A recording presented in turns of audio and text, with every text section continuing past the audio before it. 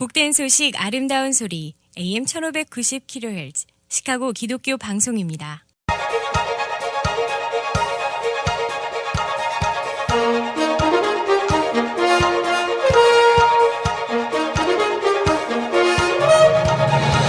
김정일 해설위원의 시사 해설. 세상을 넓게 봅니다. 삶의 지평이 넓어집니다.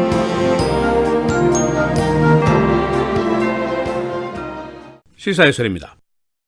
엘라바마주 연방 상원의원 선거전이 그야말로 아주 기이한 상황 속에서 진행이 되고 있습니다. 공화당 후보가 로이 무어인데 이 사람은 주 대법원 판사를 역임했고 보수계의 대북격이고 남북 크리스찬계에서 존경을 받던 인물입니다. 그런데 최근에 무려 9명의 여성들이 나타나서 그가 자신을 성추행했다라고 공개적인 고발을 했습니다. 이 정치와 섹스 스캔들, 별로 신기한 일도 아니지만은 그러나 지금 이 사건이 센세이셔널하게 진행되는 데는 여러 가지 복합적인 이유가 있습니다. 우선 타이밍이 그렇습니다. 지금 미투 캠페인이 전국적으로 벌어지고 있는 시점입니다.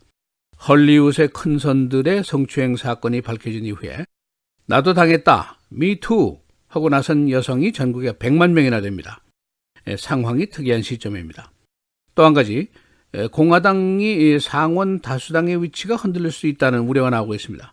만일 엘라바마주에서 공화당 후보가 낙선을 하면 곤란한 지경이 벌어질 수가 있습니다.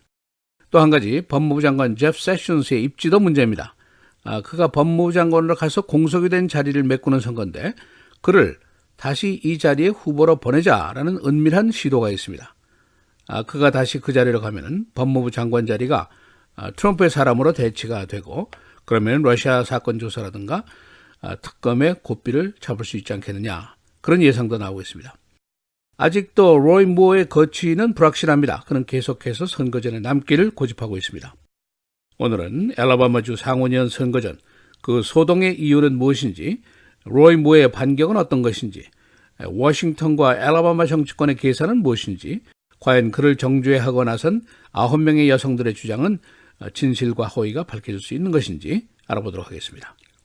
사건의 내용은 비교적 간단합니다. 엘라바마주 연방 상원의원 선거, 공화당 후보인 로이 무어를 상대로 9명의 여성들이 줄줄이 나서면서 그가 자신을 티네이저 당시에 성추행을 했다라고 공개적으로 고발을 한 것입니다. 이제 선거 날이 12월 12일, 불과 한 달도 남지 않은 시점인데 어제는 로이 무어 측에서 변호사를 대동하고 나와서 고발자들의 동기가 불순하다라고 주장을 하면서 반격을 시작을 했습니다. 그 반격의 요지는 왜 40년 전 이야기를 지금 선거철을 앞두고 나서느냐, 정치적으로 불순한 동기가 있다 하는 주장이고, 또 증거가 없다, 하이스쿨 이어북에 있다는 그 나의 서명은 필적이 의심된다, 필적 대조를 해보자, 그런 반격을 하고 있습니다. 그러나 고발 여성들의 이야기는 그의 성추행으로 평생 괴로웠었는데 지금 그가 상원의원에 출마한다고 그러니까 더 이상 침묵할 수만은 없다는 이유 때문에 내가 공개적으로 고발을 하게 됐다, 그런 주장을 하고 있습니다. 이 40년 전의 성추행 사건이니까 어차피 법률적으로 증명을 한다든가 처벌을 한다든가 이것은 불가능합니다. 이것을 정치적인 사건이라고 볼 수가 있습니다. 그러나 이것이 단순한 섹스 스캔들에 머물지 않는 이유들이 여러 개 있습니다. 우선 상원의 공화당 다수당 유지 여부가 달려 있습니다. 내년 선거에서 공화당이 불리한 지역이 애리조나, 네바다주 등이 있는데 여기에 만일 엘라바마주까지 낙선을 하게 된다면 3명이 빠지게 됩니다. 그러면 지금 공화당 의석이 52표니까 다수당에서 소수당으로 변하게 됩니다. 그렇게 되면은 지금 우리가 보고 있는 여러 가지 중요한 사안들이 있는데 감세안이라든가 오바마 케어 철폐라든가 이민 개혁이라든가 멕시코 장벽이라든가 모두가 이런 안건들이 위태로워질 수가 있습니다. 그래서 공화당 일각에서는 로이 무어를 주저앉히고 대신에 지금 법무부 장관인 제프 세션을 보내자, 그가 바로 법무부 장관이 되기 전에 있던 그 상원 자리를 라이트인 하자, 투표지에 추가로 이름을 올려서 선거전 내보내자, 그런 시도가 있습니다. 만약 그가 승리를 하면은 여러 가지 일이 풀릴 수가 있습니다. 우선 트럼프와 세션스와의 사이가 지금 별로입니다.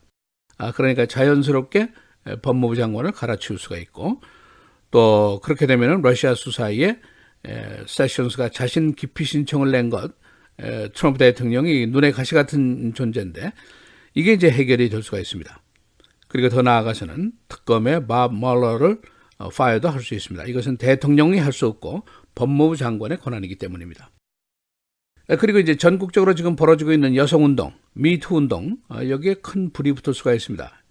2018년도 내년 선거전에서 공화당이 피해를 볼 수도 있다. 그런 예상도 나오고 있습니다. 성추행 문제, 나도 당했다. 미투하고 나선 여성들이 전국에서 100만 명 규모입니다. 이 로이 무어를 처리하는 방법을 놓고 워싱턴과 엘라바마가 크게 다른 의견들을 보이고 있습니다. 워싱턴에서는 상원 총무, 하원 의장, 그리고 주요한 의원들이 로이 무어는 빠져라, 해당 행위를 하고 있다, 그런 우려를 하고 있습니다. 심지어는 제프 세션스 법무장관 자신이 나는 고발 여인을 믿는다, 그런 발언을 했습니다. 그리고 공화당 본부가 그에 대한 선거 자금을 이미 끊었습니다. 그래서 내부에서는 이제 다른 후보 추가 지명 움직임이 확실하게 있습니다. 그러나 엘라바마 주 공화당 입장은 크게 다릅니다. 어젯밤 늦게까지 간부회의를 했는데 결론이 없이 끝났고, 주 정치권에서는 대부분 로이 무어를 계속 밀겠다, 그런 생각을 가지고 있습니다. 주 여론조사를 해보면 원래부터 각축전이었습니다만 지금도 변함이 없습니다. 그리고 로이 무어의 지지층의 지지는 과거보다 더욱 결석이 강해졌다는 평가가 나오고 있습니다.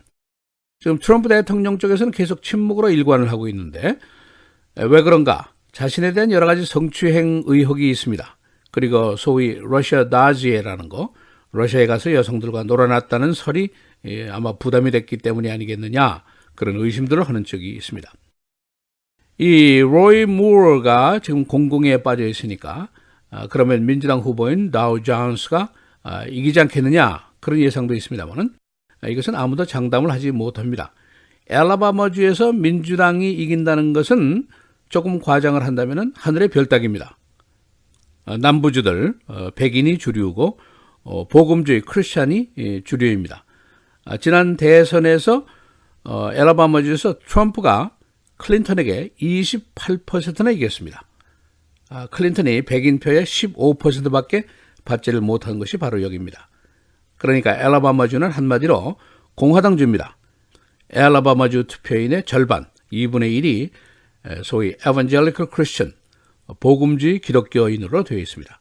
이들의 표 성향은 90%가 트럼프를 찍었다, 그런 분석이 있습니다.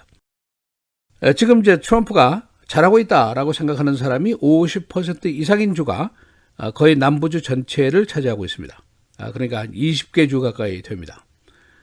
그래서 우리가 여기서 한 가지 생각해야 될 것이 있는데, 트럼프와 비슷한 성향을 가진 사람이 미국에 한 6천만 명 정도 된다, 전체 투표인의 한 절반 정도 된다 하는 사실입니다.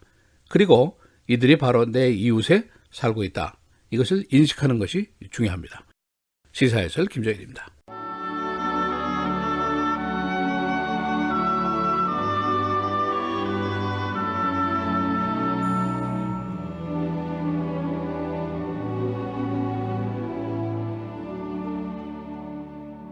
그날에 그가 강림하사 그의 성도들에게서 영광을 받으시고 모든 믿는 자들에게서 놀랍게 여김을 얻으시리니 이는 우리의 증거가 너희에게 믿어졌습니다.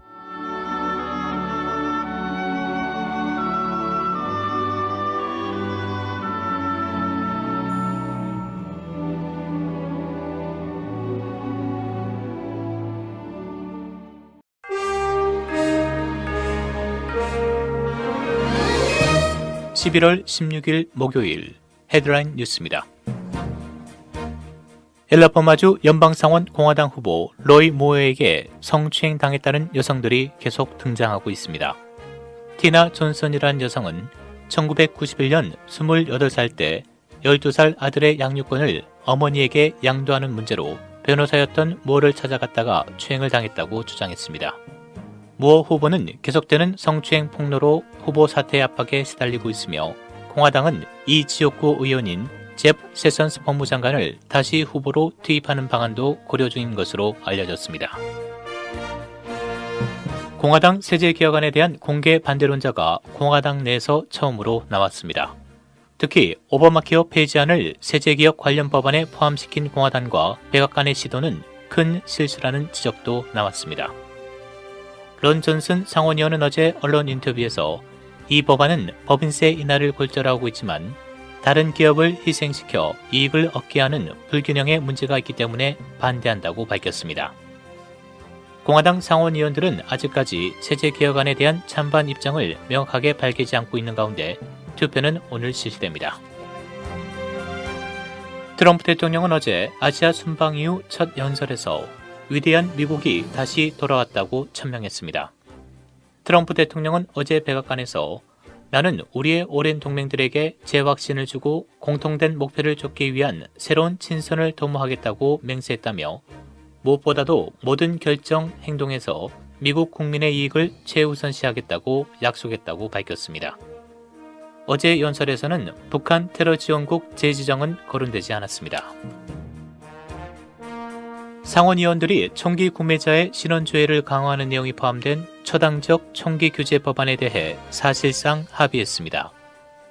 공화당 원내총무인 존 커닌 상원의원과 민주당 크리스 머피 상원의원은 범죄자들이 총기를 구매하지 못하도록 국가범죄경력조회 시스템이 범죄 정보를 직접 갱신해 입력하도록 의무화하는 법안을 마련했다고 언론은 전했습니다. 양당은 이 법안을 오늘 공식적으로 발표할 예정입니다.